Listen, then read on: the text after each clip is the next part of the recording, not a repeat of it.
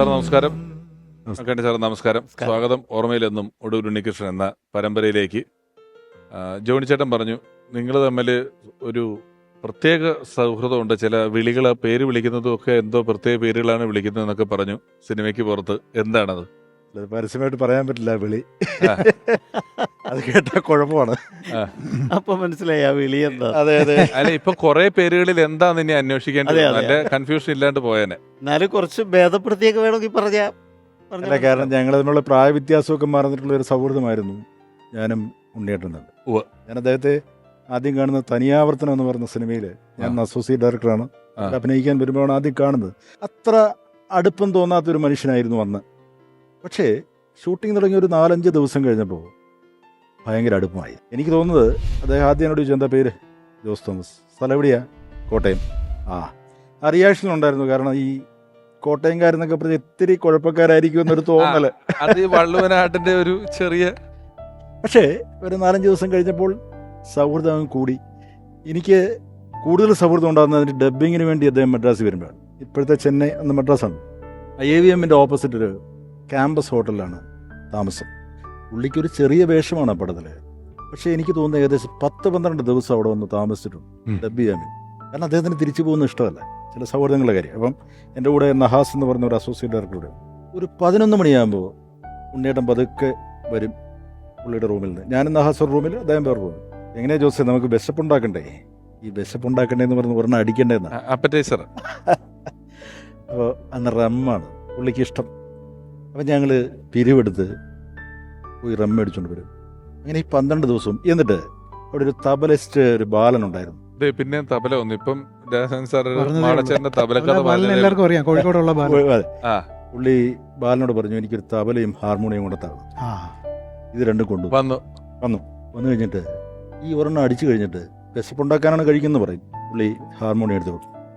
പുള്ളി മ്യൂസിക് ഇടുക. മ്യൂസിക് ഇട്ടിട്ട് അതിന് ലിറിക് നമ്മൾ എഴുതണം. അങ്ങനെ നമുക്ക് പാട്ടെഴുതാൻ അറിയാവും. പക്ഷേ പുള്ളിയുടെ മ്യൂസിക്കിനനുസരിച്ച് പാട്ടെഴുതി കൊടുക്കും. പുള്ളി അത് സംഗീതം കൊടുത്ത് പാടും. ഭക്ഷണം കഴിക്കുന്നത് ചിലപ്പോൾ 4-5 മണിക്കായിരിക്കും. വിശപ്പുണ്ടായിട്ട് എത്തിപ്പോവും. ബെക്കാട്ടി സാറിനോ എപ്പോഴാണ് ആദ്യം കണ്ടതെന്ന് ഓർക്കുന്നത്? ആദ്യം കണ്ടത് നമ്മൾ രാജസേൻ സാറിന് വേണ്ടിയിട്ട് അനിയം ബാവ ചേട്ടൻ ബാവ എഴുതിക്കൊണ്ടിരിക്കുകയാണ്. അപ്പോൾ അതിലൊരു കഥാപാത്രം അമ്പിളിച്ചേട്ടനാണ്, ജഗദീഷ് ശ്രീകുമാറാണ്. ഷൂട്ടിങ്ങിന് ഒരാഴ്ച മുമ്പ് ചില അസൗകര്യങ്ങൾ പറഞ്ഞ് പുള്ളിക്ക് വരാൻ പറ്റില്ല എന്ന് പറഞ്ഞു. വേറെ എന്തു ചെയ്യും, വേറെ ഒന്നുമില്ല ആലോചിക്കാൻ. ഇനിയുള്ളതോ ഒടുവിൽ ഉണ്ണികൃഷ്ണൻ ചേട്ടൻ മാത്രമാണ്. പ്രധാന കഥാപാത്രം തന്നെയാണ്. പക്ഷെ ഒറ്റ പ്രശ്നമുണ്ട്, ഈ ഒരാഴ്ചക്കകത്ത് ഇത് മുഴുവൻ വെട്ടിത്തിരുത്തണം. എന്താ കാര്യം എന്ന് വെച്ചാൽ ജഗദീഷ് ശ്രീകുമാറിൻ്റെ റെൻഡറിങ് അല്ല ഈ ഒടുവിലാൻ ചേട്ടൻ. തിരുവനന്തപുരം വള്ളുവനാടുവാ, ഡിഫറൻ്റ് ആണ്. ഇപ്പോൾ ഇത് 2 കല്യാണാടാ എന്ന് പറയുന്ന ഒരു സ്ഥലമുണ്ട്. അത് ഇങ്ങനെ എഴുതിയാൽ അമ്പിളിച്ചേട്ടന് പറയാൻ പറ്റില്ല, അത് ഇദ്ദേഹത്തിന് മാത്രമേ പറ്റുള്ളൂ. അങ്ങനെ ഇങ്ങനെ ആക്കി മാറ്റാൻ ഒരാഴ്ച ഞങ്ങൾ എടുത്ത്. പക്ഷെ പെട്ടെന്ന് ആകും. മാത്രമല്ല ഇന്നും ഞാനത് പാലിക്കുന്ന ഒരു കാര്യം എന്താ വെച്ചാൽ, എൻ്റെ ഒരു സീക്രട്ടാണ്, അച്ഛൻ ക്യാരക്ടർ എഴുതണമെങ്കിൽ ഞാൻ ആദ്യം ചെയ്യുന്നത് ഒന്നുകിൽ ഒടുവിലാൻ ചേട്ടനെ മനസ്സിലേക്ക് അങ്ങ് ആവാഹിക്കും. തന്നെ ഡയലോഗ് വരും. പുള്ളി കയറിയ പിന്നെ ഡയലോഗാണ്. ഇതാണ് ഞാൻ നേരത്തെ സൂചിപ്പിച്ചത്.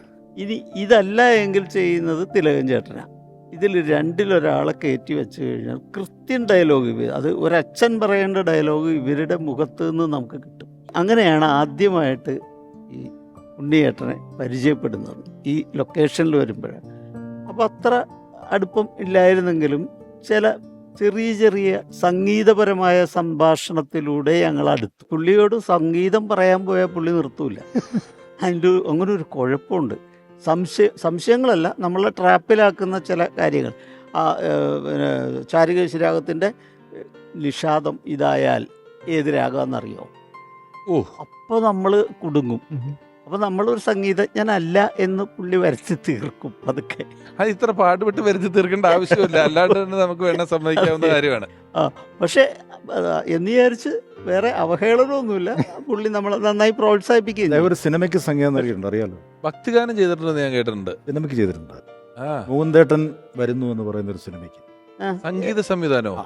അതെ, പാട്ട് എന്തുകൊണ്ട്. ആദ്യം ആ സിനിമയ്ക്ക് സർവം സഹായ എന്നായിരുന്നു പേര്. രഞ്ജിത്താണ് സ്ക്രിപ്റ്റ് എഴുതിയത്. അത് ശരി, കേട്ടിട്ടുണ്ട്. രവിഗുപ്തനാണ് ഡയറക്ടർ. ദശപുഷ്പം എന്നോ മറ്റു ആ പറയുന്നത് അതൊരു വലിയ കോമഡിയാണ്. 11 പാട്ടുണ്ട്. 1ഉം 2ഉം അല്ല, 11 പാട്ട്. ജയറാം കളിയാക്കി കൊന്ന്. ജയറാം ചോദിച്ചു, ഉണ്ണിയേട്ടാ ഈ ദശം എന്ന് പറഞ്ഞാൽ എത്രയെന്ന് ചോദിച്ചു. 10. അല്ല നിങ്ങൾ ചെയ്ത കാസറ്റിനകത്ത് 11 പാട്ടുണ്ടല്ലോ. അതിങ്ങനെ, എടാ അത് പാട്ടല്ല, അതൊരു ചെറിയ ശ്ലോകം, എന്നാലും അത് 11 എന്ന് പറഞ്ഞു. ജയറാം വിട്ടില്ല. പക്ഷേ ഉണ്ണിയേട്ടൻ തർക്കിച്ച് പിടിച്ച് നിന്ന അവസാനം